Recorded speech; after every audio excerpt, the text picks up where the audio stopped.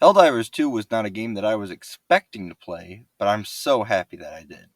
It's rare in this day and age to come across a quality multiplayer game with most of them being live service garbage that feels more like a second job than a video game. I had seen Helldivers 2 in the PlayStation Direct, but always sort of glanced over it to focus on the other games.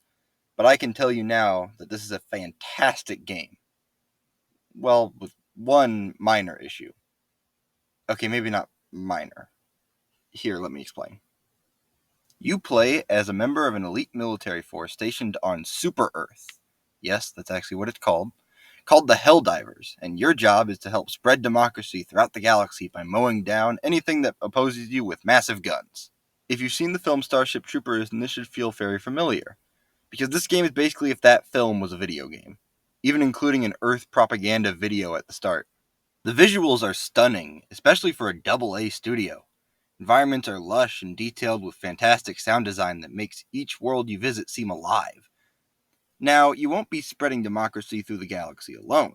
This is a multiplayer game after all, and as such, allows you to squad up with 3 other Helldivers who can assist you in your efforts, but who most of the time will accidentally shoot you in the back of the head. The game rewards teamwork and coordination, things like giving more money and XP for getting everyone back on the ship alive and well.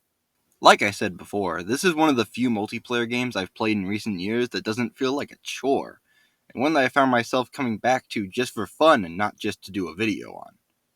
That is, when I could. I've been ignoring the elephant in the room for too long now. The server issues are the one thing holding this game back from being a must-play for me.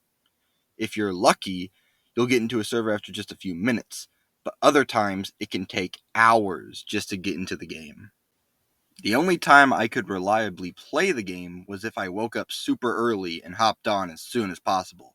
But if you're looking to play this and have a job or school to go to, then by the time you get home, the servers will be nigh impossible to get into, which really sucks.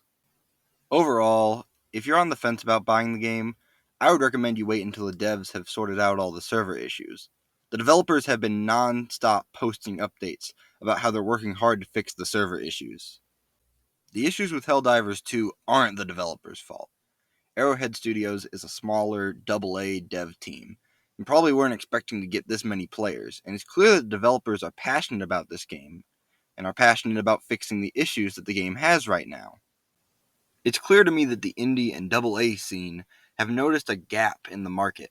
Gamers are starved for quality multiplayer games, which is why we're seeing the rise of smaller multiplayer titles like Helldivers and Lethal Company, and the fall of AAA live service games like Call of Duty and Suicide Squad.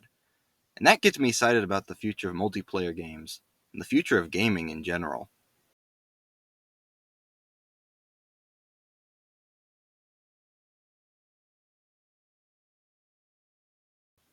That's all I got for now.